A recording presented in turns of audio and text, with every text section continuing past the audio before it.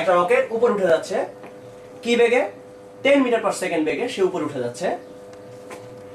উপরে উঠতে উঠতেই সে একটা পাথর ওখান থেকে ছেড়ে দিল, একদম উপরে উঠতে উঠতে একটা পাথর ছেড়ে দিল। সেই পাথরটা নিচে এসে পড়লো 8 সেকেন্ড পর। কোয়েশ্চেন হচ্ছে যখন সে পাথরটাকে ছেড়ে দিয়েছিল তখন সে কত উপরে ছিল, কত উচ্চতায় রকেটটা ছিল। পাথর ছেড়েছিল। আবার আমি কোয়েশ্চেনটা বলি, একটা রকেট উপরে উঠে যাচ্ছিল, উঠতে উঠতে উঠতে উঠতে উঠতে উঠতে এক পর্যায়ে সে একটা পাথর ছেড়ে দিল। পাথর ছেড়ে দেওয়ার পরে 10 সেকেন্ড পরে পাথরটা এসে নিচে পড়লো। প্রশ্ন হচ্ছে কত উচ্চতা থেকে সে পাথরটাকে ছেড়ে দিয়েছিল, এটাই হচ্ছে কোয়েশ্চেন, আর কিছু না। আচ্ছা, এখন এখানে বেশ কিছু ব্যাপার আছে। ওই যে পাথরটাকে ছেড়ে দেওয়া হলো সেই পাথরটা কিন্তু সঙ্গে সঙ্গে নিচে পড়া শুরু করেনি, কারণ ওই যে রকেটটা ছিল তার নিজের একটা বেগ ছিল 10 মিটার পার সেকেন্ড। এই কারণে যখনই পাথরটাকে ছেড়ে দেওয়া হবে পাথরটা তখনও টের পাবে না যে সে রকেট থেকে তাকে নিচে ছেড়ে দেওয়া হয়েছে। সে মনে করবে আমি আস্তে আস্তে উপরে ওঠা শুরু করব। সে যেটা করবে কিছুদূর পর্যন্ত উপরে উঠবে এবং কিছুদূর পর্যন্ত উপরে ওঠার পরে তার হুঁশ হবে যে না তো আমি তো এখন রকেটের মধ্যে নেই। তার যে বেগটা ছিল আদি বেগ, ওই আদি বেগের কারণে সে কিছুদূর পরিমাণে উপরে উঠবে এবং দেন তারপরে সে নিচে পড়া শুরু করবে। অর্থাৎ রকেটের যদি এই পাথরটার যদি আমরা কিভাবে উঠেছে সেটা খেয়াল করি তাহলে দেখবো যেখান থেকে ছেড়ে দেওয়া হলো পাথরটাকে সে একটু উপরে উঠবে, দেন তারপরে এসে নিচে পড়বে। এটা হচ্ছে পাথরের গতিপথটা। এইভাবে পাথরটা উপরে উঠে তারপরে এসে নিচে পড়বে।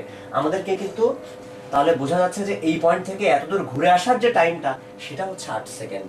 এটা যদি 8 সেকেন্ড হয় এবং ওই রকেটটার গতি আসলে খুবই অল্প দিয়ে ফেলেছি আমরা, 10 মিটার পার সেকেন্ড না বলে এসব আমরা আরো বাড়িয়ে দিই, আমাদের হাতেই তো অনেক কিছু আছে। সো 80 মিটার পার সেকেন্ড ধরো বলে দিলাম। ওকে, 80 মিটার পার সেকেন্ড বেগে যখন রকেটটা উপরে উঠে যাচ্ছিল তখন যখন এটাকে ছেড়ে দিল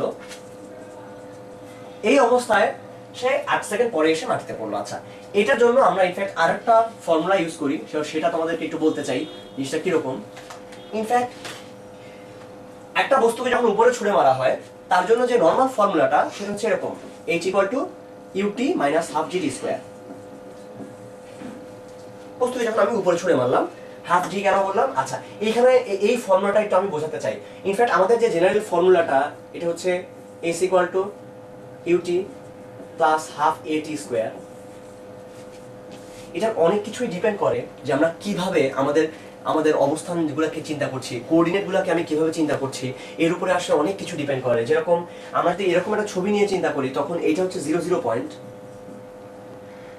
এই দিক বরাবর আমাদের h এবং এই দিক বরাবর ধরা যাক t সাপোজ, বা এদিকে বরাবর আমি বললাম, আচ্ছা আমি নরমালি যেভাবে বস্তু যায় সেটাই বললাম যে এটা হচ্ছে আমাদের x মানে হচ্ছে অনুভূমিক বরাবর কতদূর গেল।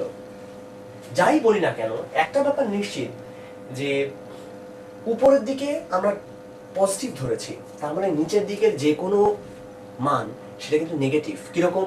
ধরা যাক জি অভিকর্ষ ত্বরণের মানটা কিন্তু নিচের দিকে, দ্যাট মিন্স এখানে আমরা -g নিয়ে কাজ করছি। এটা হচ্ছে -g। ইউ এটা আমরা উপরের দিকে ছুঁড়ে মেরেছি, সুতরাং এটাও হচ্ছে পজিটিভ।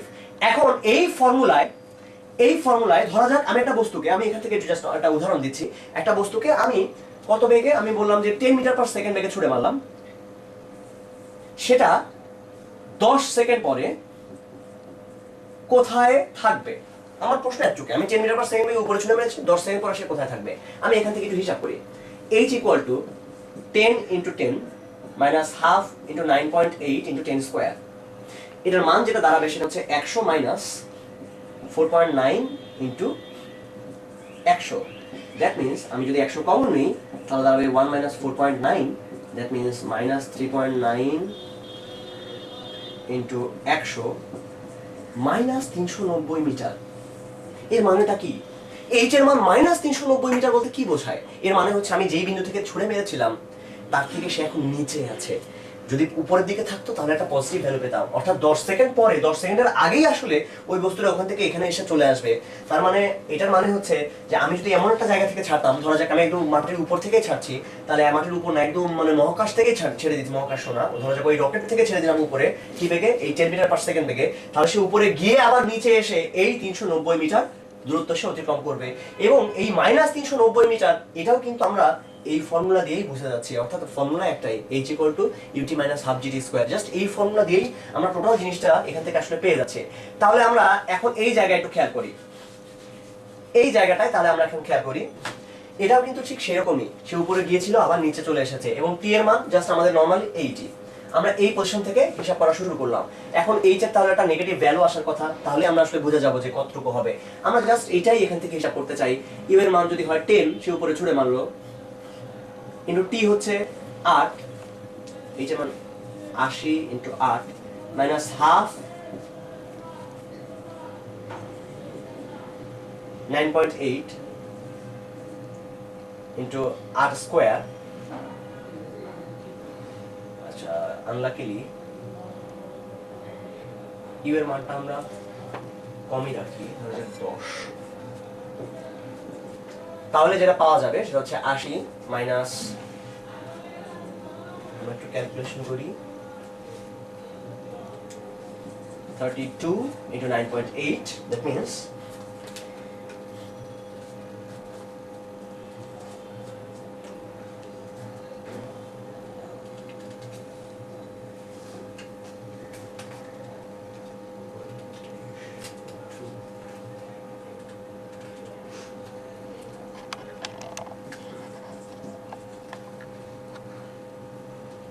313.6,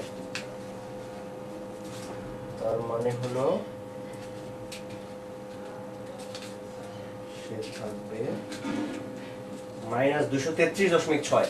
তার মানে এখান থেকে যদি একটা বস্তুকে ছুড়ে মারা হয় মাইনাস 10 মিটার পার সেকেন্ড বেগে উপরের দিকে, তাহলে 8 সেকেন্ড পরে সে থাকবে আসলে মাইনাস 233.6। অর্থাৎ তার মানে কিন্তু যে এই ডিসটেন্সটাই হচ্ছে আসলে 233.6। সে এত উপরের উচ্চতা থেকেই আসলে জিনিসটাকে ছুড়ে মেরেছিল।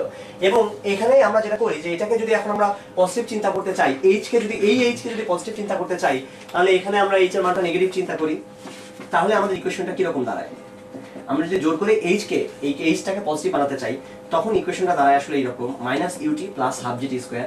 এটা নিয়েও ডিরেক্টলি অনেক সময় কাজ করা হয়। এই ইকুয়েশনটা নিয়ে হচ্ছে h equal to minus ut plus half gt square. এখান থেকে বোঝা যায় একটা বস্তুকে যদি এইচ উচ্চতা থেকে ছুড়ে মারা হয়, তাহলে উপরে গেলে সে নিচে এসে যখন পড়বে, টি সময় পরে কতদূর গিয়ে পড়বে, এই হিসাবগুলো করার জন্য এটা ব্যবহার করা হয়।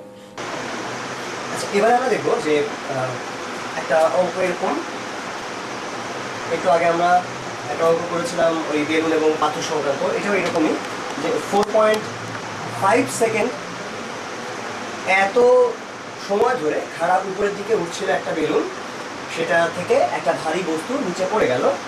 তো বস্তুটা যদি 7 সেকেন্ড পরে মাটিতে পতিত হয়, তাহলে বেলুনের গতিবেগ এবং বেলুনটা কত উঁচু থেকে মাটিতে পড়েছিল, এই দুটো ব্যাপার আমাদেরকে বের করতে হবে। আবার বলি, আমরা আমাদেরকে যেটা করতে হবে সেটা হচ্ছে এই বেলুনটা 4.5 সেকেন্ড ধরে ভাড়া উপরের দিকে উঠছিল সমবেগে, দেন এখান থেকে একটা বস্তুকে ছেড়ে দেওয়া হলো, সেটা 7 সেকেন্ড পরে মাটিতে এসে পড়লো। আমাদেরকে বের করতে হবে যে বেলুনটা কত জোরে উপরে উঠছিল, অর্থাৎ এই ভিটা কত ছিল, এবং সেই সঙ্গে কত উঁচু থেকে এই এইচটাই বা কত ছিল, এই দুটো জিনিস আমাদেরকে বের করতে হবে। তো আমরা একটু খেয়াল করি যে এখানে আমাদের ফর্মুলাটা আগের মতোই, এইচ ইকুয়াল টু আমরা জানি minus ut plus half gt square, এখন এটা আমরা জানি, এটা হচ্ছে এই এইচটুকুর মান। আর আরেকটা ব্যাপার এখানে ইন্টারেস্টিং, যে এই বেলুনটা কত দূর পর্যন্ত, বেলুনটা কিন্তু এই পর্যন্ত যে উঠেছিল সে কিন্তু ভি বেগেই উঠছিল, এবং কতটুকু, এই 4.5 সেকেন্ড এই ফর্মুলাটা মেনে সে উপরে উঠছিল, দ্যাট মিনস এই টাইমটা জুড়ে সে উপরে উঠেছিল। তার মানে এইচ ইকুয়াল টু আমরা আসলে পাবো ভি ইন্টু 4.5। দেন এখানে যেটা হবে মাইনাস ভি হচ্ছে ওই বেলুনটা, ওই বস্তুটার আদিবেগ, অর্থাৎ বেলুনটা থেকে যখন বস্তুটা ছেড়ে দেওয়া হলো, বস্তুর উপরে গিয়ে নিচে পড়লো, সেই সময় কিন্তু ওই বস্তুটাও ভি বেগে প্রথমে একটু উপরে উঠেছিল, তারপরে নিচে পড়েছে এইখান থেকে যে বস্তুটাকে ছেড়ে দেওয়া হলো। তার মানে এইটা হচ্ছে মাইনাস ভি ইন্টু টি। কত? এই টি কোনটা? এই টি হচ্ছে এখান থেকে যে পুরো বস্তুটা নিচে এসে পড়লো সেই টাইমটা, দ্যাট মিনস এই টি এর মান হলো 7 প্লাস হাফ ইন্টু জি ইন্টু 7 স্কোয়ার। এখান থেকে আমরা দেখবো যে খুব সহজেই ভি এর মানটা আসলে পেয়ে যাওয়া যাবে। দুইটা যদি একসাথে যোগ করে দেওয়া যায়, তাহলে 4 আর এটা মিলে হবে 11.5, ভি ইকুয়াল টু 9.8। আচ্ছা, 4.9 ইন্টু 49, দ্যাট মিনস ভি এর মান আমরা যেটা পাবো সেটা হবে 4.9 কোণ 49, আচ্ছা, বাই 4.5, যেটা হচ্ছে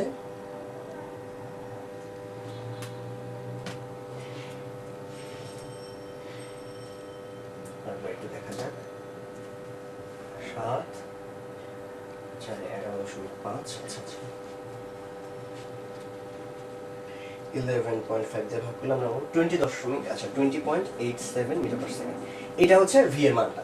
তাহলে এই বেগে সে উপরের দিকে উঠছিল এবং এইচ আমরা জানি হচ্ছে ভি ইন্টু 4.5, দ্যাট মিনস এখান থেকে এটার সাথে আমরা যদি 4.5 দিয়ে গুণ করে দেই তাহলে আমরা পেয়ে যাব কত উঁচুতে সে উঠেছিল। এই এইচটুকুর মানটা আমরা পেয়ে যাব, এইটুকুর মান এটা হবে এত গুণ 4.5, দ্যাট মিনস 93.95 মিটার। আচ্ছা, এই হচ্ছে আমাদের টোটাল অঙ্কটা। দেন এবারে একটা মজার অঙ্ক আমরা একটু দেখব, যে ধরা যাক একজন মানুষ সে শীতকালে খেজুরের রস খাবে, কিন্তু চুরি করে খাবে। তো সে যেটা করলো, সে একটা খেজুর গাছের তলায় গিয়ে দাঁড়ালো। মনে করো এটা একটা খেজুর গাছ, কল্পনা করে নাও যে এটা একটা খেজুর গাছ, এরকমই কোনো একটা খেজুর গাছ ছিল। এইরকম একটা খেজুর গাছে এইখানে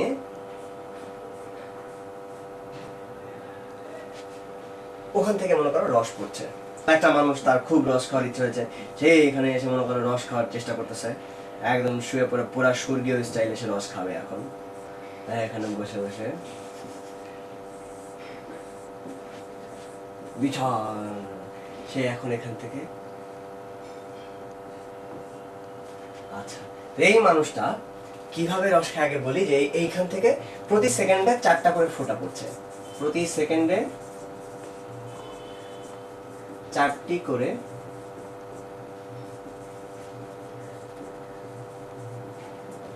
ফোঁটা পড়ে। তো সে যে রস খাবে, এখন আমাদের প্রশ্ন হচ্ছে যে এই টোটাল গাছটার যদি উচ্চতা হয়, ধরা যাক অনেক বড়, কত ওই অনেক বড় একটা গাছ, খেজুর গাছ 3 তলা সমান, 10 মিটার উচ্চ একটা খেজুর গাছ, সেখান থেকে উপর থেকে টপ টপ করে খেজুরের রস পড়ছে, প্রতি সেকেন্ডে 4টা করে ফোঁটা পড়ছে। তো প্রথম ফোঁটা খাওয়ার সময় দ্বিতীয় ফোঁটাটা কত উঁচুতে ছিল, এটা হচ্ছে আমাদের কোয়েশ্চেন। এটা হলো আমাদের এখন এই মুহূর্তে আমাদের প্রশ্ন, যে প্রথম ফোঁটা যখন খাবে, এই যে মনে করো এটা হচ্ছে প্রথম ফোঁটাটা যখন খাচ্ছে, তখন এই ফোঁটাটা কতখানি উঁচুতে ছিল। তো এটা যদি আমাদেরকে বের করতে হয়, আসলে আমাদেরকে কি খেয়াল করতে হবে, প্রথমে দেখতে হবে যে এইখান থেকে এই পর্যন্ত পড়তে কতটুকু টাইম লাগে। আমরা জাস্ট এই টাইমটা একটু খেয়াল করি, যে এই টাইমটা কত। আর একটা ব্যাপার ইম্পর্টেন্ট, যে প্রতি সেকেন্ডে যেহেতু 4টি করে ফোঁটা পড়ছে, তার মানে হচ্ছে যে এই ফোঁটাটা নিচে পড়ার ঠিক 0.25 সেকেন্ড পরে দ্বিতীয় ফোঁটাটা এখানে নিচে পড়তে শুরু করবে। তো এখন তাহলে আমরা আরেকবার বলি, যে তার মানে একটা ফোঁটা যখন নিচে পড়ছে, তার ঠিক 0.25 সেকেন্ড পরে সেকেন্ড ফোঁটাটা এখান থেকে যাত্রা শুরু করবে। তো একটা ফোঁটা একদম নিচে পড়তে কতটুকু টাইম লাগে, এটা আমরা একটু হিসাব করি। এটা আমরা এইভাবে হিসাব করতে পারি, যে ওকে আমরা জানি h = ut + ½ gt স্কয়ার, যেটা এখানে কোনো ইউ নেই, তাহলে ফর্মুলাটা হচ্ছে h = ½ gt স্কয়ার। তার মানে t এর যে মানটা হবে সেটা হবে √2h/g, মানে 2 × 10/9.8।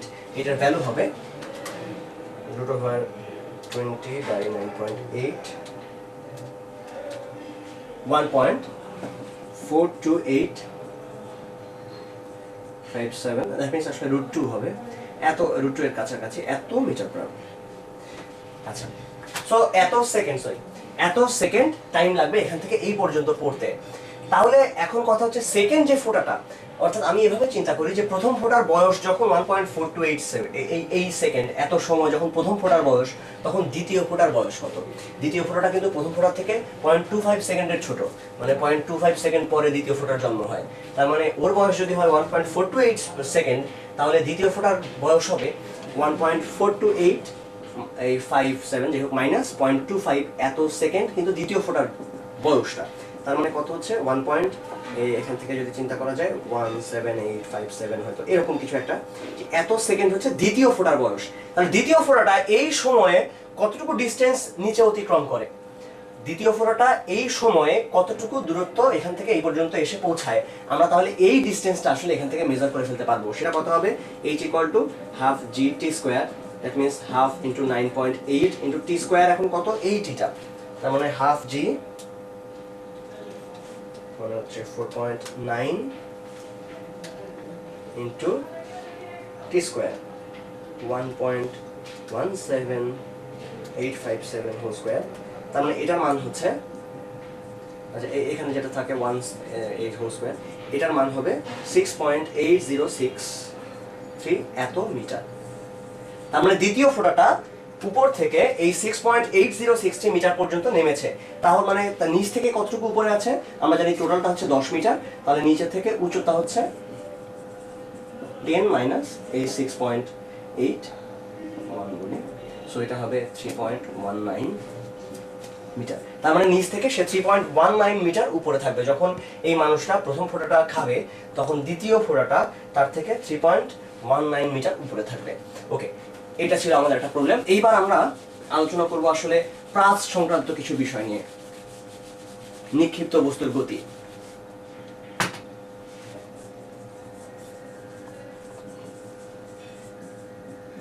আমরা জানি নিক্ষিপ্ত বস্তুর গতিপথ হচ্ছে একটা প্যারাবোলা। মজার ব্যাপার হচ্ছে যদি আরো সত্যি কথা বলা যায়, অনেক সত্যি কথা বলা যায়, তাহলে আসলে এটা প্যারাবোলা না, আসলে সত্যি কথা হচ্ছে এটা একটা ইলিপস। ইনফ্যাক্ট এই যে পৃথিবীটা, মানে আমাদের যেটা ঝামেলা যে আমরা যখন এরকম করে একটা হিসাব করি, হিসাব করার সময় যেটা হয় আমরা সবসময় চিন্তা করি জি এর মানটা হচ্ছে নিচের দিকে, বাট অনেক সত্যি কথা হচ্ছে পৃথিবীর সাপেক্ষে যদি চিন্তা করা যায়, জি কিন্তু ঠিক নিচের দিকে না, জি হচ্ছে পৃথিবীর কেন্দ্রের দিকে। যখন আমরা ছোট একটা জায়গা নিয়ে চিন্তা করি তখন পৃথিবীটাকে ফ্ল্যাট মনে হয়, সেই অবস্থায় এই হিসাবটা পুরোপুরি ঠিক আছে, তখন ওটা পুরোপুরি প্যারাবোলা। বাট যদি আমরা চিন্তা করতাম যে আমরা একটা মিসাইল বানাবো, যে মিসাইলটা এক মহাদেশ থেকে আরেক মহাদেশে গিয়ে পড়বে, সেই অবস্থায় পৃথিবীটা দেখতে কিরকম হতো, এই যে এত বড় একটা পৃথিবী, আমরা তার এই মহাদেশ থেকে এই মহাদেশে যদি আমি একটা মিসাইল মারতে যাই, তখন কিন্তু মাঝখানের যে রাস্তাটা, যেই গ্রাউন্ডটা, ভূমি, সেটা কিন্তু তখন একদম ফ্ল্যাট না, তখন সেটা কিন্তু গোল। এবং সেই অবস্থায় পৃথিবীর কেন্দ্রের দিকে সবসময় জি কাজ করবে, এবং সেটা নিয়ে যদি হিসাব করা যায় আসলে দেখা যায় যে সেই অবস্থায় যে গতিপথটা পাওয়া যায় সেটা একটা ইলিপস বা উপবৃত্ত। ইনফ্যাক্ট এটা একটা উপবৃত্তাকার পথে সেখানে পড়ে। আরো জোরে যদি আমরা মারতাম তাহলে এখানে এসে পড়তো, যদি আরো জোরে মারা যেত তাহলে সে দেখো এখানে এসে আর এখানে যা পড়ার কোনো জায়গা পেতো না। ফলে যেটা হতো আসলে সে আরেকটু জোরে মারলেই এরকম করে ঘুরে চলে আসতো এবং এর চারপাশে ঘুরতেই থাকতো, যেটাকে আমরা বলতাম যে সে পৃথিবীর একটা উপগ্রহে আসলে পরিণত হতো। এবং সেই উপগ্রহটা আসলে কোন পথে চলে, যে পথে সে যাত্রা শুরু করেছিল, ইনফ্যাক্ট একটা ইলিপস অর্থাৎ উপবৃত্তাকার পথে আসলে সে চলত। তো যাই হোক, আমরা সেটার কথা না বলি, আমরা নর্মাল একটু সোজা হিসাবের কথা আমরা একটু বলতে চাই। একদম সোজা যদি এরকম একটা প্লেন থাকে তখন কি হয়, প্লেনের এইখান থেকে যদি আমি একটা বস্তুকে ছুড়ে মারি সেখানে এসে পড়লো, এইটা নিয়ে আমাদের আপাতত চিন্তা। তো এই জায়গায় যে ফর্মুলাগুলো আছে অলরেডি এটা আমরা জানি, তো সেই ফর্মুলাগুলো সম্পর্কেই জাস্ট একটু আলোচনা আমরা করব। আমরা এখানে ছোট ছোট দুই একটা প্রবলেম একটু সলভ করি, খুব কমন প্রবলেমগুলো না, জাস্ট একটা এরকম প্রবলেম আমি ধরি যে একটা ধরো যে একজন ব্যাটসম্যান সে যখন একটা বলকে পুল করলো, সাপোজ সে কত উঁচু থেকে, মোটামুটি নিচ থেকে প্রায় 2 মিটার উঁচু থেকে, মনে করো এই 2 মিটার অনেক উঁচু থেকে মারছে, 2 মিটার উঁচু মানে অনেক, প্রায় 6 ফিট, 6 ফিটেরও বেশি, অনেক 7 ফিট, মনে করো উপর দিয়ে এরকম একটা বলকে সে মারলো কোনোভাবে উপর দিয়ে। তো 2 মিটার উচ্চতা থেকে একটা বলকে, একটা ক্রিকেট বলকে সে মারলো,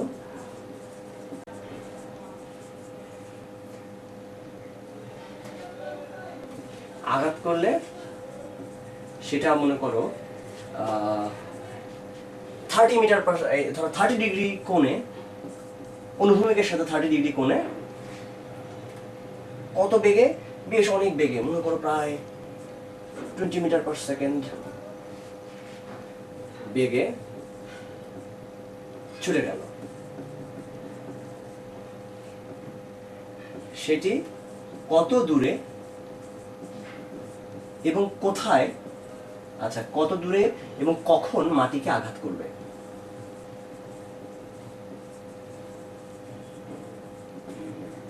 এটাই হচ্ছে মজা ক্রিকেটের। এখন আমরা দেখি যে আসলে ম্যাথমেটিক্স অনেক পাওয়ারফুল একটা টুল, ম্যাথমেটিক্স দিয়ে এখন অনেক কিছু করে ফেলা যায়। এখন আজ এবার যে বিশ্বকাপ ক্রিকেট অনুষ্ঠিত হয়ে গেল, সেই বিশ্বকাপ ক্রিকেটেও আমরা দেখেছি যে বলগুলোর গতিপথ কোন দিকে যাবে সেগুলো অ্যানালাইসিস করা হয় ম্যাথমেটিক্স দিয়ে, এবং সেই অ্যানালাইসিসগুলোর মধ্যে এটাও একটা গুরুত্বপূর্ণ অ্যানালাইসিস। আসলে আমরা এই দেখো কত সিম্পল জিনিসটা, আমি কোন জায়গা থেকে বলটাকে মেরেছি আর কি অ্যাঙ্গেলে মেরেছি এটা যদি মোটামুটি জানি, কত জোরে ব্যাট দিয়ে আঘাত করলাম এটা যদি মোটামুটি জানি, তাহলে আমরা আসলে বলে ফেলতে পারি যে সেই বলটা কোথায় গিয়ে পড়বে। সেটা এটাকে তুমি যত জোরে বেশি মারবা, যত বেগে মারবা, তত বেশি দূরে গিয়ে পড়বে, সেটা ছক্কা হয়ে যেতে পারে কিংবা 4 হতে পারে। যত অ্যাঙ্গেলে মারবে তার উপর এটা ডিপেন্ড করে। যদি আমরা 45 ডিগ্রি অ্যাঙ্গেলে মারতে পারি তাহলে সবচেয়ে বেশি দূর যাবে। সো আমাদের কাছে এই 3টা তথ্য জানা থাকলেই সেটা কত দূরে গিয়ে মাটিতে আঘাত করবে এবং কোথায় গিয়ে, মানে কখন গিয়ে মাটিতে আঘাত করবে, কত সেকেন্ড পরে, এটাও আমরা আসলে বলে ফেলতে পারি। তাহলে আসো আমরা এখন এই অঙ্কটা করে ফেলি। আচ্ছা, এটা যখন আমরা করব, এখন একটা ব্যাপার এখানে গুরুত্বপূর্ণ যে আমাদের কোন জায়গা থেকে আমরা এটাকে মারছি। দেখো, এটা হচ্ছে 2 মিটার উঁচু থেকে মারছি। সো প্রথম কথা হচ্ছে, আমরা এই অধ্যায়ে যত রকম ফর্মুলা শিখেছি সব ফর্মুলার যেই পয়েন্টে আঘাত করা হচ্ছে সেটা হচ্ছে 0 0 বিন্দু। আবার বলছি আমি কথাটা, যেই পয়েন্টে আঘাত করা হবে সেটা হচ্ছে মূল বিন্দু, সেখান থেকে আমাদের সমস্ত হিসাব শুরু হবে, যেখান থেকে। অর্থাৎ সে যদি মাটির উপরে থাকে, ওই উপরের ওই পয়েন্টটাই হচ্ছে আমার 0 0 বিন্দু। সেক্ষেত্রে আমার মাটি হবে নেগেটিভে, মানে আমি মাটির কোটি হবে নেগেটিভ, কারণ উচ্চতা নেগেটিভ। তো যে ইকুয়েশনটা আছে, এরকম একটা ইকুয়েশন এভাবে চিন্তা করা যাক যে আমরা এরকম একটা ইকুয়েশন জানি, y equal to x tan alpha minus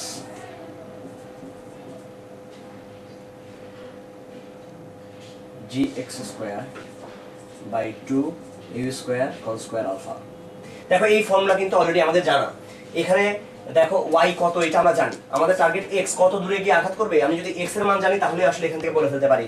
so y এর মানটা নিয়ে এখন আমাদের কথা, সে মাটিতে যেহেতু আঘাত করবে, খেয়াল করো, সে যখন মাটিতে আঘাত করবে মাটির পজিশনটা তখন কত হবে বলো দেখি, সেখানে মাটির কোটি কত হবে? এই পজিশনটা হচ্ছে 0 0। এইটা যদি 0 0 হয়, সে কিন্তু মাটিতে আঘাত করবে এরকম একটা কোথাও পজিশনে গিয়ে, এরকম একটা পজিশনে গিয়ে সে মাটিতে আঘাত করবে, এবং মাটির যে কোটিটা সেটা কিন্তু এখন নেগেটিভ হবে, কারণ এইটা হচ্ছে মূল বিন্দু 0 0, তার সাপেক্ষে নিচে গেলেই আমি নেগেটিভ জিনিস কিছু একটা পাবো। সো এইখানে কোটি যেটা, y এর মান যেটা, এখানে x আর y হচ্ছে ভুজার কোটি, আর কিছু না। সো এখানে y এর মান, কোটির মান যেটা হবে সেটা হবে -2। এটা আগে বোঝার চেষ্টা করো। আমাদের এই ফর্মুলায়, এই ফর্মুলা সবসময় হিসাব করে 0 0 বিন্দুকে ঘিরে। যখন x এর মান 0, y এর মান 0, দেখো তাই পাওয়া যায়। x এর মান 0 হলে y এর মান 0ই আসে, অর্থাৎ একদম 0 0 পয়েন্টটা থেকে আমাদের এইসব সমস্ত হিসাব শুরু হয়। তাহলে y এর মান যেখানে -2, সেখানে x এর ভ্যালু কত এটা আমাদের দেখতে হবে। তাহলে এখানে x এর মানটা আমরা খেয়াল করে ফেলবো, বের করে ফেলতে পারবো। tan 30 মানে হচ্ছে আচ্ছা tan 30 degree minus g into x square by 2 into u square. U square কোথায় আছে? ইউ হচ্ছে 20 square into cos square alpha, cos square 30 degree. তাহলে যে ইকুয়েশনটা পাওয়া যাবে সেটা একটু দেখা যাক। x tan 30 ডিগ্রি ভ্যালু হচ্ছে 1/√3, তার মানে হচ্ছে 0.5774 x মাইনাস, এখানে একবারে আমি পুরো জিনিসটা হিসাব করে ফেলি, 9.8 ভাগ 2 ভাগ 20 স্কোয়ার ভাগ cos স্কোয়ার 30, একসাথে করে ফেলি, cos 30 whole square. That means এটা হচ্ছে 0.0163 x square.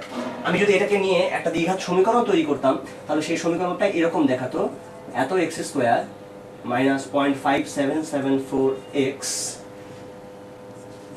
Minus 2 equal to 0। এখান থেকে আমরা দ্বিঘাত সমীকরণ যদি সলভ করতে চাই, ক্যালকুলেটরে এটা সলভ করা যায়, তোমরা অনেকেই হয়তো জানো। ইকুয়েশন ফরম্যাটে যেতে হবে, তারপর ডান দিকে গিয়ে ডিগ্রিতে যেতে হবে, 2 ডিগ্রিতে গিয়ে প্রথমে a এর ভ্যালু দিতে হবে 0.163, দেন b এর মান হবে -0.5774, দেন c এর মান হবে -2। এখান থেকে x এর একটা মান পাওয়া যাচ্ছে 38.6 মিটার, আর একটা হচ্ছে -3.178 মিটার। তো যাই হোক, আমরা এখান থেকে খেয়াল করি কোনটা হতে পারে, এই 38.6 হবে নাকি -1.3 আচ্ছা, অ্যান্সার আসলে 38.6 হবে, তার মানে অনেক দূরে গিয়ে পড়বে আসলে। তার মানে শটটা আসলে অনেক বেশি জোরে ছিল। ইনফ্যাক্ট খুব বেশি দূরে নরমালি যায় না এটা, যখন ছক্কা মারা হয় ছক্কাগুলোর ওই মিটারটা অনেক বেশি, এত বড় হয় না। তো যার পরেও যাই হোক, ধরো 38.6 মিটার দূরে গিয়ে সেটা পড়বে।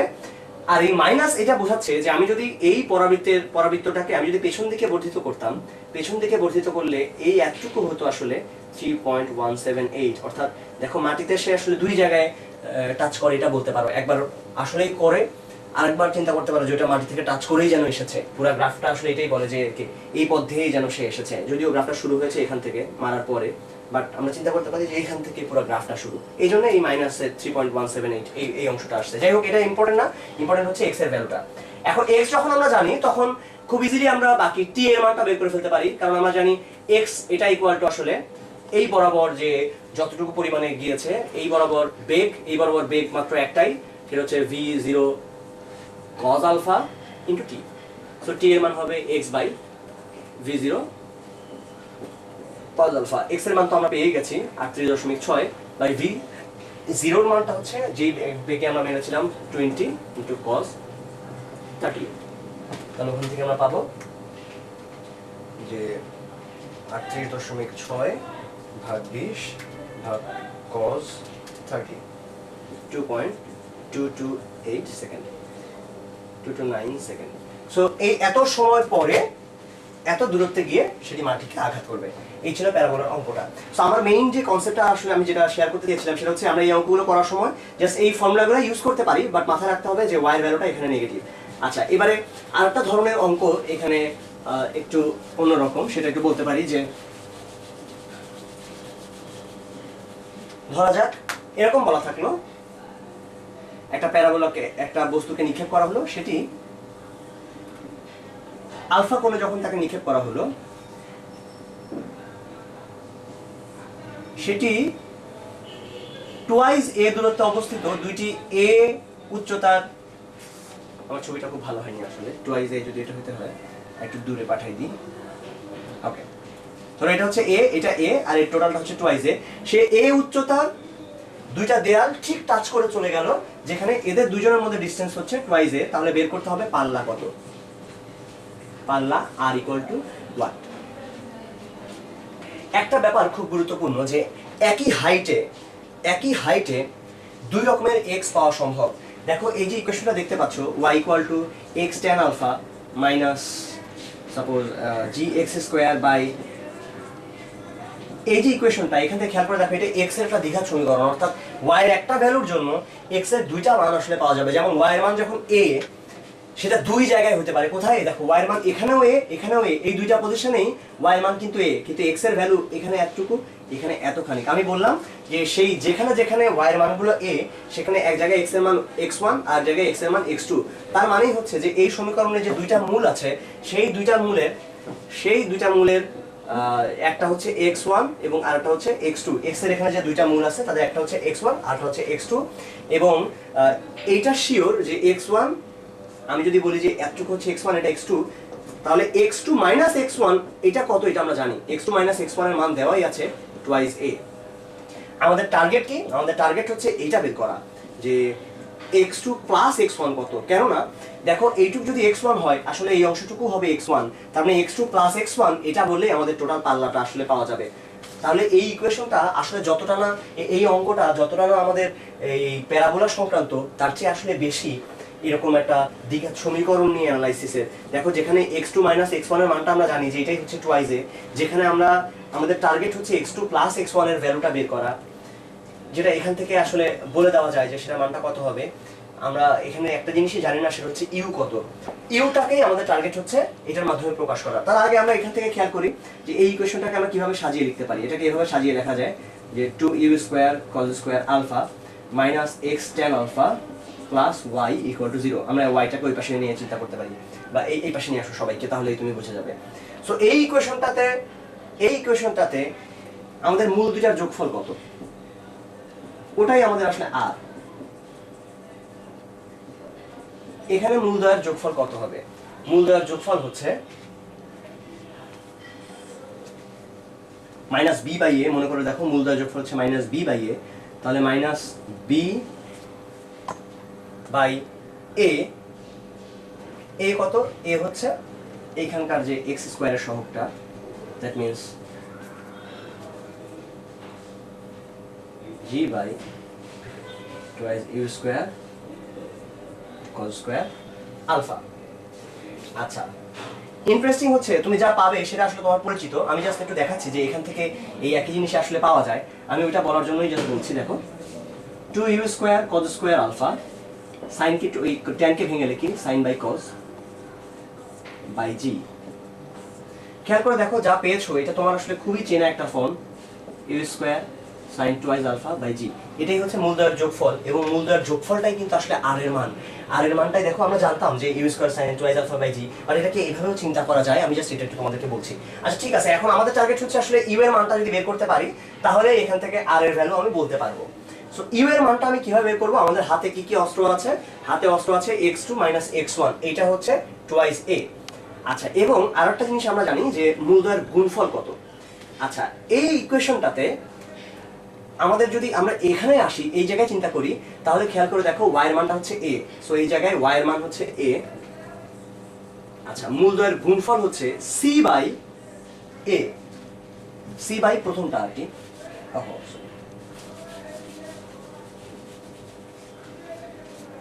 যে ইকুয়েশনটা ছিল ওইটাকে আরেকবার লিখে ফেলা যাক। ইকুয়েশনটা এরকম ছিল gx square by twice u square cos square alpha minus g tan alpha sorry u tan alpha plus y জায়গায় এখন আমি a লিখবো, c বাই a, c কোনটা, c হচ্ছে ওইটা, a বাই এই অংশটুকু হচ্ছে g by 2u square cos square alpha, বা এখান থেকে পাওয়া যাবে twice a u square cos square alpha by g। এটাই হচ্ছে x1 ইন্টু x2 এর মান। আবার আমরা এটাও জানি যে x1 মাইনাস x2 এটা হচ্ছে twice a। তার মানে এখান থেকে আমরা বলতে পারি যে এই জায়গায় আমরা লিখতে পারি x1 into x2 into 2a plus x2, এটা হচ্ছে twice a u square by g। যা পেয়েছি সেটা আরেকটা দ্বিঘাত রাশি পাবো। আচ্ছা, একটু আগে আমরা x1 x2 এর মান পেয়েছি, আর x1 মাইনাস x2 এটার মানটা আমরা জানি। তো এখান থেকে আমরা বলতে পারি যে x1 plus x2 whole square, এই জিনিসটা হচ্ছে x1 minus x2 whole square plus 4x1 x2, এটা আমাদের r আসলে। তো r স্কয়ার ইকুয়াল টু এটার মান হচ্ছে twice a whole square, that means 4a square লিখতে পারি আমরা, আর 4 ইন্টু ওই পুরোটা, তার মানে 2a u square cos square alpha by g। এখন r এর স্কয়ার এটা সমান সমান আমরা বলতে পারি u square sin twice alpha by g, এইটার হোল স্কয়ার। এখান থেকে আমরা আসলে ইউ স্কয়ারের মানটা আলাদা করে বের করতে চাচ্ছিলাম, এখান থেকে ইউ স্কয়ারের মানটা আলাদা করে বের করে ফেলা যাবে, এবং ইউ স্কয়ারের মানটা এখানে a এর মাধ্যমে শেষ পর্যন্ত প্রকাশ করা যাবে। তাহলে ইউ স্কয়ারের মান যখন আমরা a এর মাধ্যমে প্রকাশ করে ফেলতে পারবো, তখন আমরা r ইকুয়াল টু জানি যে you square sin twice alpha by g, সেখান থেকে আমরা r এর মানটা বাদ বাকি সবকিছুর মাধ্যমে প্রকাশ করে ফেলতে পারবো, যেটার মান শেষ পর্যন্ত আসবে প্রবাবলি এরকম twice a cot alpha by 2, এই জাতীয় একটা মান হয়তো পাওয়া যাবে। আচ্ছা, এবার আমরা আসি এর পরবর্তী জায়গাগুলোতে।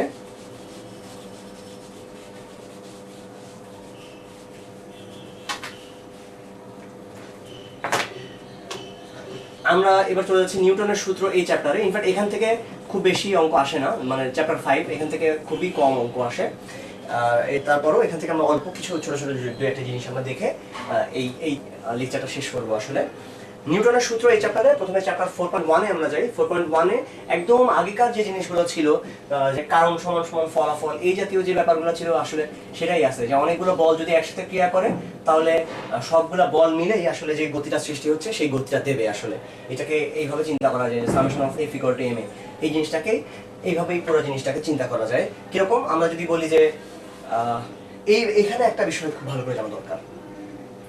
ধরা যাক এই একটা বস্তু, যার উপরে এদিক থেকেও বল প্রয়োগ করা হচ্ছে F নামে, আর এদিক থেকে আরেকটা বল, ধরো এটা হচ্ছে F2, এটা F1, এটা F2, এরকম বল প্রয়োগ করা হচ্ছে। আমি দেখলাম বস্তুটা এদিকে সরে যাচ্ছে। আমার কোয়েশ্চেন হচ্ছে, যদি আমরা দেখি যে বস্তুটা এদিকে সরে যাচ্ছে, তাহলে কে বড়, F1 বড় নাকি F2 বড়? এটা জাস্ট প্রশ্ন।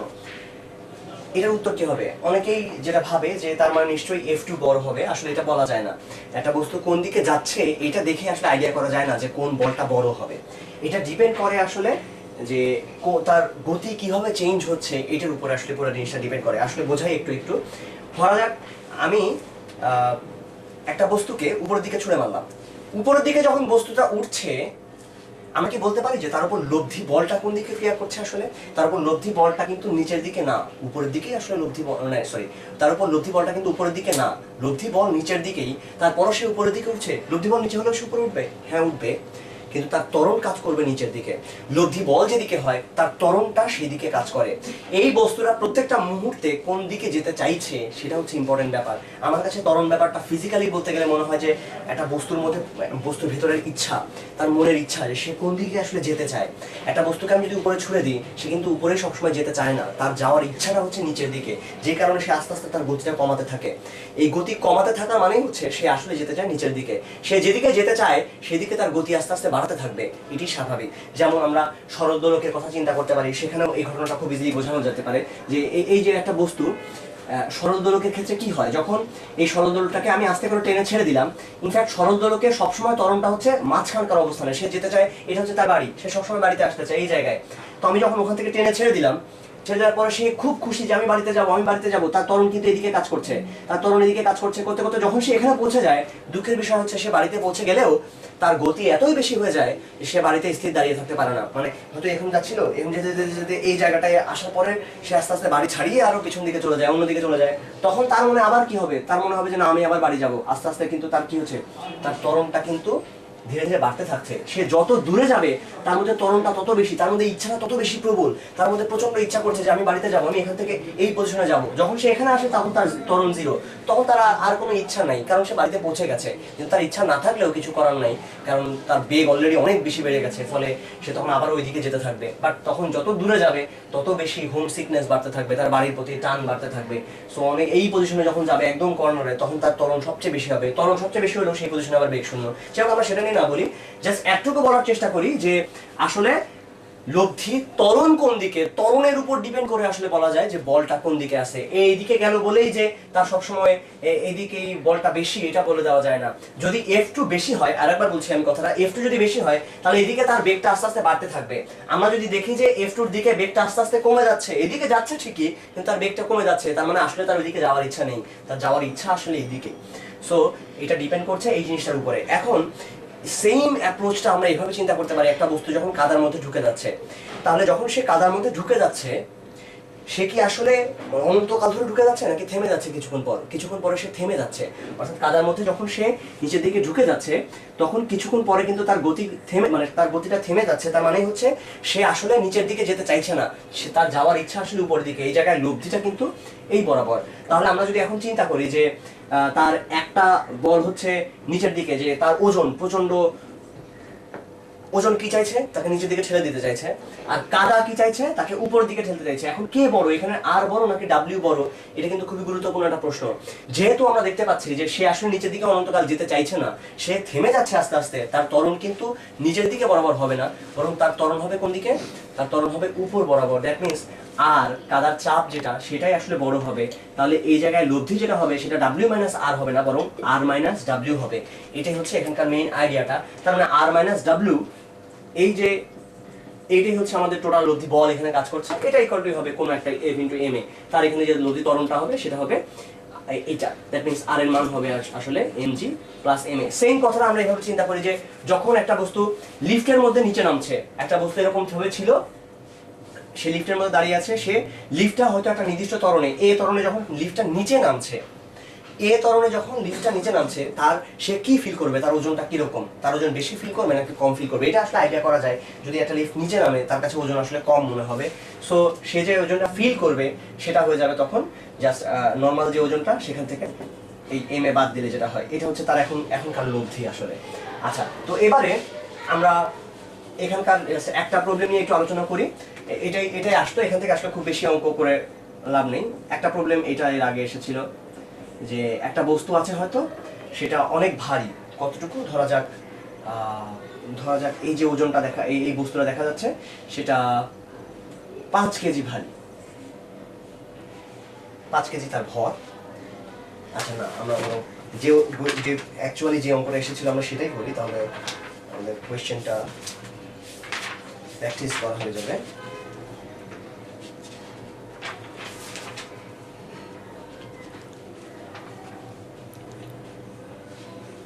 হ্যাঁ, আচ্ছা, প্রবলেমটা এরকম ছিল যে একটা পাতলা গ্লাস শিটের উপরে একটা পাতলা গ্লাসের একটা শিট আছে, সেখানে সর্বোচ্চ 27 কেজি ওয়েট রাখা যায়। মানে এর চেয়ে যদি বেশি ওয়েট রাখা যায় তাহলে গ্লাসটা ভেঙে যায়। আসলে এটা নর্মালি সেন্স থেকে বলা যায়, একটা গ্লাস, একটা পাতলা কাঁচ, তার উপরে যদি আমি বিশাল বড় একটা কিছু চাপাই দিই তাহলে তো সেটা বেশিক্ষণ টিকে থাকবে না।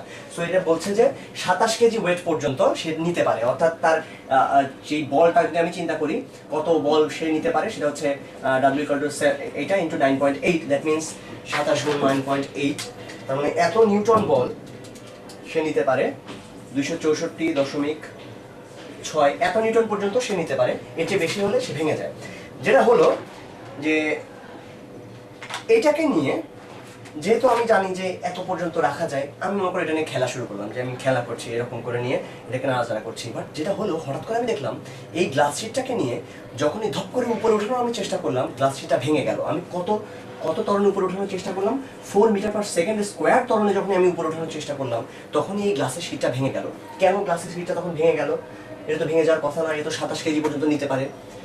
এটাই ইন্টারেস্টিং যে আমি যখন উপরে তুলছিলাম তখন নিশ্চয়ই এর উপরে আরো বেশি পরিমাণে বল, আসলে মনে হচ্ছিল যে ওর উপর আরো বেশি পরিমাণে লব্ধি বল ক্রিয়া করছিল। এটাকে এইভাবে চিন্তা করা যায় যে ওকে, আমি যেহেতু এটাকে উপরে তুলে নিচ্ছিলাম, তার মানে আলটিমেটলি আমি উপরের দিকে ত্বরণ দেওয়ার চেষ্টা করেছি, তাহলে টোটাল এর উপরে এই কাজটা যে ত্বরণটা সহ্য করেছে, এর লব্ধি ত্বরণ, সেটা ছিল আসলে 27 কেজি ওয়েট। দ্যাট মিনস এই জায়গায় ঘটনাটা যেটা হয়েছে যে এই আরটা, এটা হয়েছে ওই mg প্লাস ma এর সমান। বা আমরা এভাবে চিন্তা করতে পারি যে এখানে কে বড়, এটা দিয়ে চিন্তা করা যায় যে আমি যেহেতু উপরের দিকে তুলে নিচ্ছিলাম, নিঃসন্দেহে আর এর মানটা বড়, আর এখানে আরেকটা ছিল wটা নিচের দিকে দেওয়ার চেষ্টা করছিল, এদের লব্ধিটাই হচ্ছে ma। এটা সেম কথা। এখান থেকে আমরা দেখব আর হচ্ছে ওই 264 নিউটন, mg, m কত, m আমরা জানি যে বস্তুটা 27 কেজি ওয়েট ছিল, দ্যাট মিনস আমাদের এটাই টার্গেট যে এম এর মানটা কত ভরের একটা বস্তু ছিল সেটাই আমরা এখন বের করতে চাই। সো m ইন্টু 9.8 আর তার সঙ্গে m ইন্টু a হচ্ছে 4 মিটার পার সেকেন্ড। আমরা এই জায়গায় 27 কেজি নিয়ে কাজ করছিলাম না, এটা একটু কম ছিল, কিন্তু তারপরেও আমি যখন উপরে তুলতে গিয়েছি তখন ভেঙে গিয়েছিল। কেন ভাঙছিল তার কারণটা এখান থেকে আমরা m এর মানটা বের করে ফেলতে পারবো। দেখা যাবে m এর মানটা আসবে 19.17 কেজি। আমরা দেখেছিলাম 27 কেজি পর্যন্ত সে সহ্য করতে পারে, বাট দেখো তার চেয়েও কম 19.17 কেজি নিয়েই যখন আমি 19.17 কেজি নিয়ে যখন আমি উপরে তুলতে গেছি, তখনই তার কাছে মনে হয়েছে আমার উপরে মনে হয় 27 কেজি ভর আছে, তখন সে ভেঙে গেছিল। আচ্ছা ওকে, আমরা আর এই অধ্যায় নিয়ে তেমন কিছু চিন্তা করব না। আর লাস্টের যে অধ্যায়টা আছে ওখান থেকে আসলে বইয়ের খুব বেশি অঙ্ক আসে না, তারপরও আমরা জাস্ট একটু আইডিয়া তোমাদেরকে শেয়ার করতে পারি। কপি কলের যে অঙ্কগুলো আছে এখান থেকে বইয়ের কখনোই খুব বেশি অঙ্ক আসে না। তারপরও জাস্ট এটা বলতে পারি যে টান, এই ব্যাপারটা এখানে খুব গুরুত্বপূর্ণ। একটা বস্তুর টান জিনিসটা কিরকম, ছোট করে বলা যেতে পারে যে বস্তুটাকে টান করে রাখতে যে বলটা দিতে হয় সেটাই আসলে টান। খুব সিম্পলি বলতে গেলে যে ধরা যাক এই একটা সুতা, যে সুতায় এখানে 10 কেজি ভর বাঁধা, 10 নিউটনে এখানে টানা হচ্ছে, আমরা এইভাবে বলি 10 নিউটনে টানা হচ্ছে, আর এখানে 12 নিউটনে টানা হচ্ছে।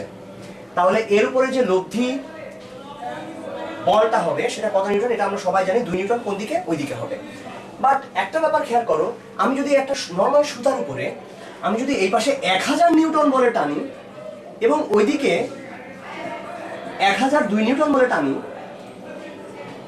তাহলেও কিন্তু লব্ধি বল কত হচ্ছে, 2 নিউটনে। বাট তুমি নিজে বোঝো যে এখানে 1000 না করে 1 কোটি নিউটন আমি বললাম, আর ওই পাশে 1 কোটি 2 নিউটন বললাম, এই সুতাটাকে এটা সহ্য করতে পারবে? এই সুতা কিন্তু এত বল দুই পাশে সহ্য করতে পারবে না। অর্থাৎ এখানে ব্যাপারটাকে এভাবে চিন্তা করা যায় যে এই 2 নিউটন যে, সে তো ওই লব্ধি ত্বরণ হিসাবে, লব্ধি বল হিসাবে কাজ করলোই, বাট বাকি যে 10 নিউটন যেটা একজন আরেকজনকে নিষ্ক্রিয় করে দিচ্ছে, তার কাজটা কি আসলে? এই পাশে 10 নিউটন, এই পাশে 10 নিউটন, এর কাজ হচ্ছে পুরো সুতাটাকে টান করে ধরে রাখা, যেন ওই 2 নিউটন বল, যে লব্ধি বলটা, সেটা পুরো জায়গাটাতে সমভাবে কাজ করতে পারে। আমি যদি একটা মাকড়সার সুতা নিয়ে দুই পাশে, এই পাশে 100 নিউটন, এই পাশে 102 নিউটন বল দিই, এই মাকড়সার সুতা কিন্তু টিকবে না, সে কিছুক্ষণের মধ্যে এই সুতাটা কেটে যাবে। সো এটা খুবই গুরুত্বপূর্ণ। সো টান ব্যাপারটা আসলেই অনেক গুরুত্বপূর্ণ, যে ভিতরে টান করে রাখছে পুরো জায়গাটাকে। যদি এরকম হয় যে এই এতখানি হচ্ছে অনেক মোটা আর একটুকু হচ্ছে চিকন, তাহলে কিন্তু টান সব জায়গায় সমান হবে না। বা সুতাটা যদি সমশক্ত সুতা হয়, সব জায়গায় দেখতে একই রকম, তাহলে টান সব জায়গায় সেম হবে যতক্ষণ না আমি গিট দিচ্ছি। আমি গিট দিলে সেই জায়গায় আবার টান আলাদা হয়ে যাবে। অর্থাৎ যদি কোনো গিটহীন সুতা আমরা নেই, তাহলে পুরো জায়গাটাতে টান শেষ পর্যন্ত একই হবে। আমরা যদি টানা শুরু করি, তাহলে আমরা এরকম একটা জিনিস নিয়ে যদি চিন্তা করি যে এই ধরনের একটা হয়তো সিস্টেম আমাদের কাছে আছে, যেখানে এটা একটা কপি কল, এখানে আর একটা কপি কল, এখানে আর একটা কপি কল, এইখানে আর একটা কপি কল, আর এই জায়গায় একটা বস্তু ঝুলছে। এইরকম যদি একটা সিস্টেম হয়, সেখানে আমাদের ইকুয়েশনগুলো কি হবে এটা বোঝাটা অনেক গুরুত্বপূর্ণ আসলে, যে এই জায়গায় আমরা কি ইকুয়েশন নিয়ে আসলে শেষ পর্যন্ত কাজ করবো। আচ্ছা, আমরা ব্যাপারটাকে জটিল না করে আমরা বরং এই একটুকু নিয়েই কাজ করি। যেমন এই জায়গা নিয়ে যদি আমরা কাজ করি, এখানে কি কি ইকুয়েশন পাওয়া যাবে? প্রথম জায়গা ধরলাম যে এইটারও একটা ভর আছে, এটার ভর হচ্ছে m1, এই বস্তুটা যেটা এই যে কপি কল যেটা, তার নিজের ভর হচ্ছে m2 এবং এটা হচ্ছে m3। আচ্ছা, ধরলাম এইটা হচ্ছে f1 ত্বরণের উপরের দিকে উঠে যাচ্ছে। আচ্ছা, ইনফ্যাক্ট এইটাকে আমি ধরে নিলাম f2 ত্বরণে ধরা যাক উপরের দিকে উঠে যাচ্ছে। ধরলাম এটা অনেক ভারী, এত ভারী যে দুই পাশ থেকে একসাথে তুলে নিয়ে যাচ্ছে। আর মাঝখানে এই যে বস্তুটা, সে নিচে নামছে ধরো f ত্বরণে, সে f ত্বরণে নিচের দিকে নামছে, সে f ত্বরণে নিচে নামছে, আর বাকি দুইটা উপরের দিকে f1 এবং f2 ত্বরণে উঠছে। এখন এই সিস্টেমটার ক্ষেত্রে ইকুয়েশনগুলো কিরকম হবে? একটা ব্যাপার নিশ্চিত, যে টানগুলো কিরকম, যে সব জায়গাতে টান সেম হবে। টান এমন একটা জিনিস যে সুতার টান সব জায়গাতেই সেম থাকে, কারণ এটা একই সুতা এবং একদম মসৃণ একটা সুতা, সেখানে কোনো গিট টিট কিছু নেই। তাহলে টানটা এখানে হবে এইদিকে, এখানে টানটা হবে এইদিকে। টান কোন দিকে হবে সেটা কিভাবে বোঝা যায়? এটাকে টান টান করে ধরে রাখতে কোন দিকে আমাদেরকে বল দিতে হয় সেটা হচ্ছে টান। আমি যদি এই টানটা নিচের দিকে দিতাম, একটা সুতা এভাবে একটা বস্তু এখানে ঝুলে আছে, ধরা যাক নর্মালি যদি এরকম একটা বস্তু এখানে ঝুলে থাকে, তাহলে আমি যদি নিচের দিকে চাপ দিই, তাহলে সেই টান টান কিন্তু আর থাকবে না, সে আরো এরকম ঢিলা হয়ে যাবে। অর্থাৎ টান করে রাখতে গেলে আমাদেরকে এই দিকে টান দিতে হবে, উল্টা দিকে, উপরের দিকে। একটা বস্তু যখন ঝুলে আছে, ধরা যাক একটা ফ্যান, ফ্যানটা নিচের দিকে কেন পড়ে যাচ্ছে না? তার মানে নিশ্চয়ই কেউ উপর থেকে টেনে ধরে আছে, তার মানে টানটা কিন্তু উপরের দিকে। একটা বস্তু যখন ঝুলে থাকে, তার টান যে বলটা, সেই বস্তুটা থাকে উপরের দিকে, সেই বলটা। সো এখানেও টানটা উপরের দিকে, এখানেও টান এদিকে, এখানেও টান সবসময় এদিকেই থাকবে। তাহলে এই জায়গায় যে সিস্টেমটা দাঁড়ালো, সেটার ইকুয়েশনটা কিরকম হবে সেটা জাস্ট একটু বলার চেষ্টা করি আমরা। এইখানে খেয়াল করো যে একটা হচ্ছে নিচের দিকে, আমি দেখতে পাচ্ছি f1টাকে উপরের দিকে ধরা হয়েছে, জাস্ট এরকমই ধরে নাও আপাতত। আমি নিচে হলে f1 এর মান শেষ পর্যন্ত নেগেটিভ আসবে। এখানে কে বেশি কাজ করছে? নিঃসন্দেহে t আর m1g দুইটা বল আছে, তাহলে লব্ধি হচ্ছে t - m1g, এটা ইকুয়াল টু হবে m1f। এইখান থেকে আমরা কি পাবো? এখানে ভালো করে খেয়াল করো, টুয়াইস t, এটা কিন্তু একসাথে এখানে কাজ করছে, দুইটা বল উপরের দিকে একসাথে কাজ করছে, টুয়াইস t। এবং নিচের দিকে যে বলটা সেটা হচ্ছে m2g, তাহলে m2g minus twice t, m2g minus twice t। কেন বললাম? কারণ পুরো জিনিসটা নিচের দিকে নামছে, আমি আগেই বলে দিয়েছিলাম। সো এটা হচ্ছে m2f। এবং আরেকটা ইকুয়েশন এখানে পাওয়া যাবে যেটা উপরের দিকে যাচ্ছে, সেটাও আগের মতোই m3g, এটা ইকুয়াল টু m3f। সো এই হচ্ছে পুরো সিস্টেমটা। এরকম এই সিস্টেম তুমি যদি বুঝতে পারো, তাহলে আর যে বাদবাকি সিস্টেমগুলো আছে সেগুলো মোটামুটি অনেকটাই বোঝা যাবে। আচ্ছা, আরেকটু বলা যাক যে এই জায়গায় আরেকটা ইকুয়েশন খুব গুরুত্বপূর্ণ, সেই ইকুয়েশনটাই এখানে এক্সট্রা, যে এই f এটা কত, এটা আসলে বোঝা যায় কিভাবে? বোঝা যায় যে এই f হবে আসলে f1 এবং f2 এই দুইটার বীজগাণিতিক গড়। f1 এবং f2 এই দুইটার বীজগাণিতিক গড় হচ্ছে f। এটা কিভাবে আইডিয়া করা যায়?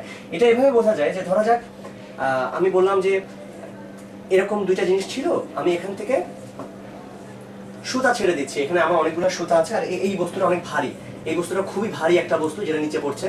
আচ্ছা, তো আমি এই পাশ থেকে যখন সুতা ছাড়লাম, আমি ছাড়লাম 4 ইঞ্চি সাপোজ, আর এই পাশ থেকে সুতা ছাড়লাম 6 ইঞ্চি, তাহলে এই পুরো জিনিসটা একসাথে কত ইঞ্চি নিচে নেমে যাবে? আমি যেহেতু এই পাশ থেকে 4 ইঞ্চি ছেড়ে দিলাম আর এই পাশ থেকে 6 ইঞ্চি ছেড়ে দিলাম, তার মানে টোটাল এখানে এক্সট্রা সুতা আসছে 10 ইঞ্চি, টোটাল 10 ইঞ্চি এই পুরো জায়গাটাতে আসছে। কিন্তু এটা তো সমানভাবে নিচের দিকে পড়ে গেছে, অর্থাৎ তার মানে এইদিকে 5 ইঞ্চি নামবে, এদিকেও 5 ইঞ্চি নামবে। দ্যাট মিনস এই জিনিসটা নিচের দিকে সরণ, এটা কিন্তু হবে 5 ইঞ্চি। তাহলে এদিকে 5 ইঞ্চি, এদিকে 5 ইঞ্চি, মোট মিলে 10 ইঞ্চি, যেটা এখান থেকে টোটাল এসেছিল। অর্থাৎ টোটালকে আমাদেরকে দুইটা ভাগে ভাগ করে নিয়ে দুই পাশে দিয়ে দিতে হচ্ছে পুরো জিনিসটাকে।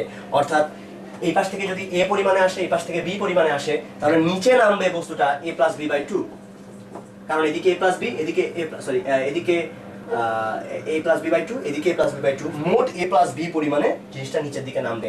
তার মানে এটা যখন দুই পাশে পড়ছে a আর b এর জন্য a + b/2, তেমনি ভাবে আমি যদি এটাকে ডিফারেন্সিয়েট করি, তাহলে বেগের জন্য একই কথা আসবে। আমি আরেকবার ডিফারেন্সিয়েট করলে ত্বরণের জন্য একই কথা হবে, এবং এটাই বলছে যে সেই ত্বরণটা হবে f = f1 + f2/2।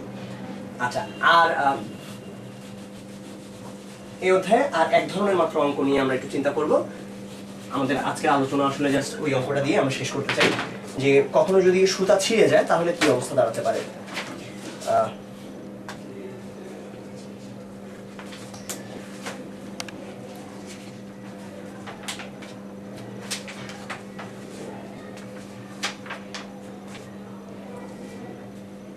আচ্ছা সোজা ছেড়া বা থামিয়ে দিলেও হবে, সেম সেম কথা।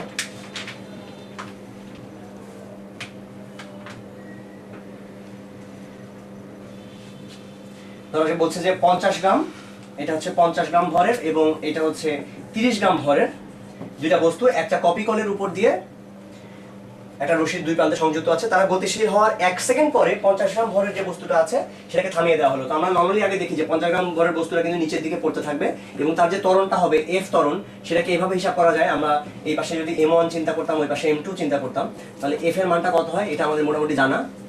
প্রথমে উপরে হয় বিয়োগফল, নিচে যোগফল ইনটু জি। এটা সর্বোচ্চ মান হতে পারে জি, জি এর চেয়ে বেশি আসলে এই জায়গায় কথা না। ওকে, আমরা এখানে দেখি এখন যে তার মানে এই যে বস্তুগুলা তারা এটা নিচের দিকে পড়া শুরু করলো কি বেগে সেটা আমরা জানি আসলে।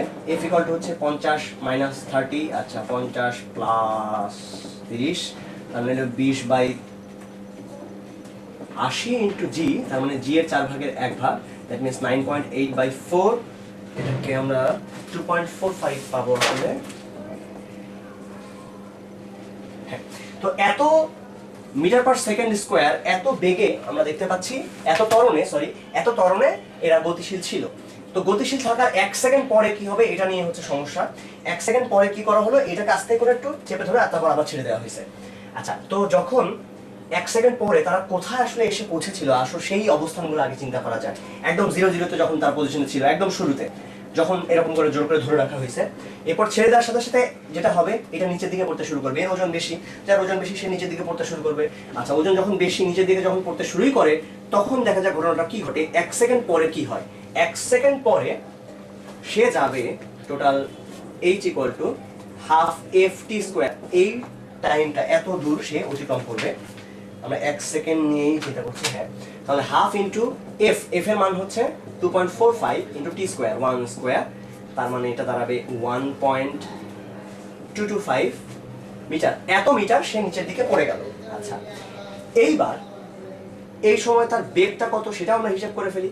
এই সময় তার বেগটা হবে u plus f t, f হচ্ছে 2.45 ইন্টু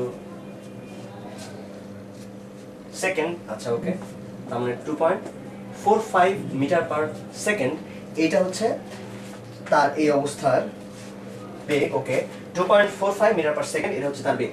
এখন কখন তারা আবার স্থির হয়ে যাবে আমরা খেয়াল করি, যখনই আমি এই বস্তুটাকে ছেড়ে দিলাম, আসলে এটা খুব ইন্টারেস্টিং, বস্তুটাকে যখনই আমি চেপে ধরলাম, ধরার সাথে সাথে যেটা হয়েছে টানটা নষ্ট হয়ে গেছে, কারণ এটা চেপে ধরার সাথে সাথে এটা তখন 2.45 মিটার পার সেকেন্ড বেগে উপরে উঠতে শুরু করেছে। 2.45 সেকেন্ড বেগে সে উপরে উঠতে শুরু করেছে, দেন আমি যখন ছেড়ে দিয়েছি এটা আরেকবার নিচে পড়তে শুরু করেছে এবং তারপর কিছুক্ষণ পরে তারা আবার টানটান হয়েছে। কখন আবার তারা টানটান হবে, আবার তারা আসলে কখন টানটান হবে সেটাকে এভাবে চিন্তা করা যায় যে আবার আসলে টানটান হবে যখন তাদের এই বেগটা যেটা ছিল, যেই বেগে তারা এটা শেষ করেছিল, এই যে যেই বেগে, সেই বেগটা যখন আবার সে প্রাপ্ত হবে সেই জায়গায় গিয়ে এটা শেষ হবে। তার মানে আমরা এখানে এভাবে চিন্তা করতে পারি যে ব্যাপারটাকে এইভাবে চিন্তা করা যাক যে এই 2.45 এই বেগটা নর্মালি সে কখন আবার গেইন করবে এবং 0 থেকে ওই বেগটা আবার কখন সে গেইন করবে এটা জাস্ট একটু খেয়াল করে ফেলা যাক। এটা হচ্ছে v equal to u plus gt, that means 2.45, এটা হচ্ছে 9.4 into t, তার মানে t এর মান হচ্ছে 0.25 সেকেন্ড, অর্থাৎ 0.25 সেকেন্ড পরে তারা আরেকবার আগের জায়গায় মোটামুটি ফিরে আসবে। হ্যাঁ, সো 0.25 সেকেন্ড পরে তারা আবার আগের জায়গায় ফিরে আসবে। আচ্ছা, এই ছিল মোটামুটি গতিবিদ্যার অঙ্কগুলো। আর যে অঙ্কগুলো আছে সেগুলো অনেক বেশি সোজা আসলে, মানে আমাদের এগুলো প্রায় ফিজিক্সে করে আসতে হয়েছে। সো এখানে আর নতুন করে তেমন কিছু আসলে বলার নেই। ঠিক আছে, বিদায়।